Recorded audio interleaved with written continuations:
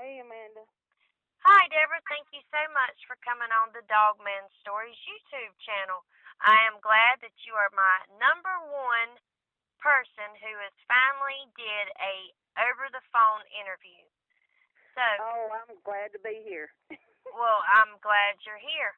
Now, before we get started with your encounters, without giving your encounters away, would you please tell us a little bit about yourself and the landscape and the areas that your encounters took place? Well, I'm a housewife. I used to be a nurse and a pharmacy tech, and I lived in the same house for 53 years, and then I just moved up here 6 months ago, and it's been wild up here. Do you want to know what kind of area it is, or? That would be great, and I'm sure our Okay. fans would Well, love to know.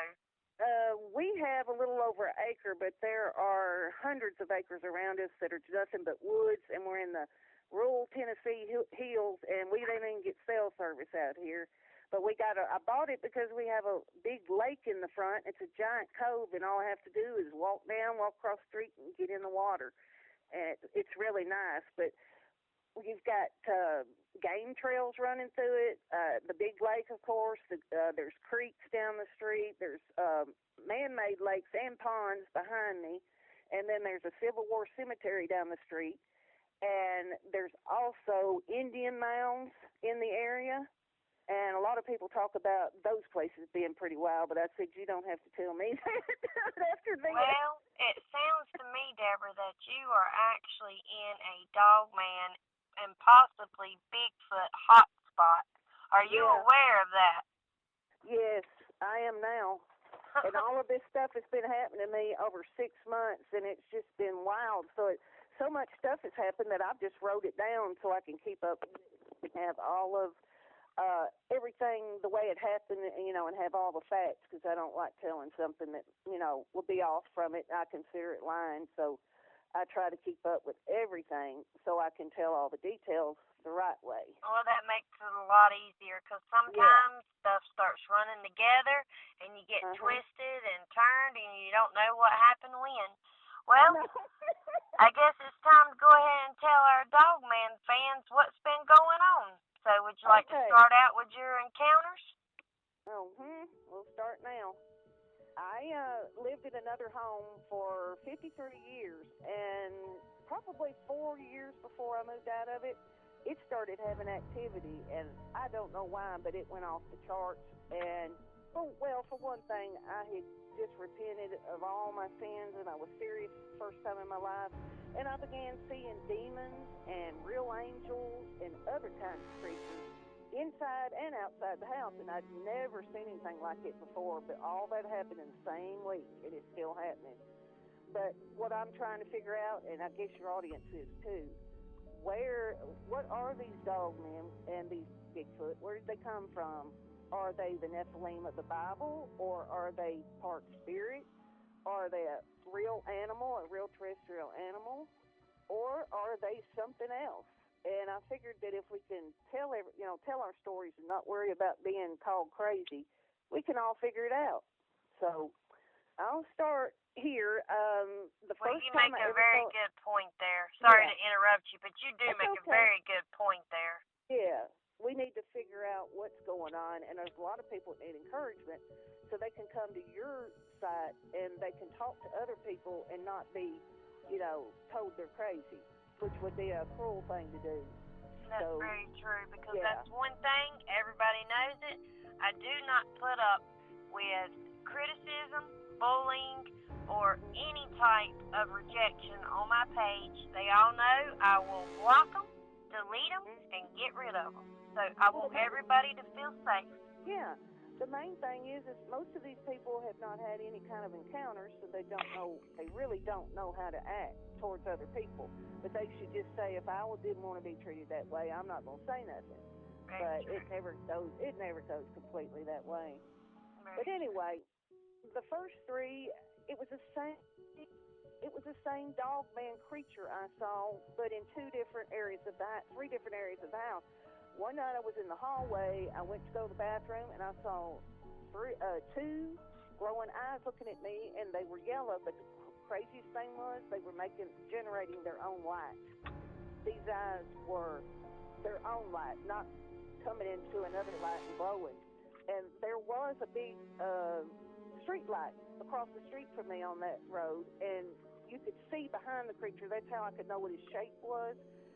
And the minute I figured out it was there and it saw me see it, it stood up. And, I mean, it scared me half to death. I turned around, and I ran back in there, locked the door, did all that kind of stuff. And I figured, not even a weapon's going to help me. How did the thing get in the house? It has to be spiritual. It couldn't get in the house. And so after that happened, it was about a week later, I see this thing walk down my hallway when I had the bedroom door open, and it had long, silvery, and brown hair. It was, kind of like mottled with gray. It was like three different colors. And it walked down the hall, never looked at me, and it looked just like a werewolf, except for the hair was longer than what I've ever seen. And, yeah, and then I shut the door that night. And about 2 weeks later, I look up because I see something moving, and there is a werewolf standing there, has bled through the door, and it's just standing there looking at me. And I yelled, "Jesus' name, I cast you out," and the thing disappeared, and I never saw it again. And that was the first thing I had with, I didn't even know what the thing was. I thought, werewolves aren't true, or they're not real. But now that I've listened to other people's encounters, maybe they really are real. Maybe the movies just took something that they already knew about and just put it in movie form and added a bunch of stuff, myth to it. Because they know a lot more than we do, because they make the movies to warn us about things. It's what people's figuring out. And then when it happens, you can say, I saw that in that movie. I totally agree with that. Yeah, the powers that be, they know what's going on. They've been hiding all this stuff from us. Mm-hmm. But now the second thing that happened there that was really scary was I went to the bathroom, usually a certain time every night, and this was about midnight. I think it was like 5 before or 5 after. And I looked outside, and that same street light, there were 7 animals standing across the ditch, and they were side by side. And they were solid black. They looked just like Rottweilers, but they were solid black. And they were very big. It was like 2 Rottweiler size put together. But the one in the middle was twice the ones on the sides. There were 3 on each side of the biggest one in the middle. And when it turned its head towards me, they all turned their head at the same time. And they had glowing green eyes. That sounds crazy, but and it was just like that other encounter by my table when it stood up. Its eyes were generating their own light. And these things were a neon green color. And I just slid down the wall, finished using the bathroom, and I said, I've seen it all now. It scared me. I thought, them things can't get in the house. But then I had seen other what they call spirit dogs. I'd seen that looked like they looked like plain old black hound dogs. And I see them at different places, and they'll bleed into our realm, and then they'll bleed back out, just like they just fade out. But I've been seeing a lot of things over the last few years, and I know I'm not crazy because I've had all kinds of doctors. You're not crazy, I assure you of that. But anyway, at this house, I moved here, and I was telling about the game trails, the lake, everything being here. I've heard 8 different animals get killed here, and I've heard fighting between big animals. I've heard 2 geese down at the river or the lake. They jumped in and got them, and you know how they sound when they're having their necks broken. Well, in the back, I'd had a deer, a rabbit, and somebody's dog, a pet dog, being killed. And then another night, I had one under my window get killed, and I had already shut everything up for the night. And it was so loud, it scared me. I jumped up, grabbed my flashlight. I ran out to the front to see if I could see anything, and I turned on the lights outside. I couldn't see anything, so I turned it back off and thought, I'll use this flashlight. And I looked out there, and I saw this thing walk by with something on its, upper arm holding a dead animal of some kind. And when it looked up at me, it paused for a second. And it was about the size of what they call a 7-foot juvenile Sasquatch. It looked like a ape-like, but it also had like a hybrid, like it was human and ape put together. And it was black, and it had long fur on it. And so I looked away after it went under that, and I thought, I'm opening this window because, see, my windows are like 14 feet off the ground.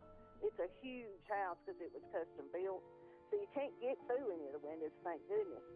But I pulled that thing over and listened out there, and that thing had already gotten down across the street towards the lake and the cemetery, before that. And I heard two animals bickering with each other. Sounded just like two gorillas fighting. And they act like they were fighting over whatever it brought down there. And then immediately I hear an adult would sound like a Sasquatch holler, just scream at them, and everything went dead. Just silence. After he stopped them from bickering, it was just like a family of them. But I've already had dealings with families of them up here, including a mock charge and everything else. But I'll hold them to your next show. But I'm telling you that they just killed an animal out here the other night, and I had the screen door on the big second-story deck open. That must have been terrifying for you. Yeah, I won't go out there off that deck after dark. It's second story too. I don't think I blame you on that one. Yeah. Well, I've had something walk on the roof one night that was really heavy, and then I've heard other animals get killed. The other night, there was an animal. How do you think they got up on your roof, if you don't mind me asking? Well, the big deck, they could grab a hold at the bottom, or they could jump, because there's an opening right between the retainer wall, because there's a huge hill, about an acre, right behind me, and it's solid woods, honeysuckle, and blackberry. There's no way human could walk through that, especially at dark. But right at the retaining wall, there's a big spot like you would have between a tiger or a gorilla, where they stay in the zoo and they can't get out between that water moat. That's what it's like. It's set like a dry moat. And they could jump from that and have to grab onto those rails and could pull themselves up. And there's only one window you can get in this house, and it's tiny, thank goodness, and it's on the deck. And all they would have to do, if they're tall, they could swing around that and jump up there. It wouldn't be nothing for an athletic-type creature like that can go bipedally or... Oh, yeah, I totally agree. But I hate to tell you about this, but they have been known to squeeze through dog doors. So I don't know how big that window is, but make sure it's locked.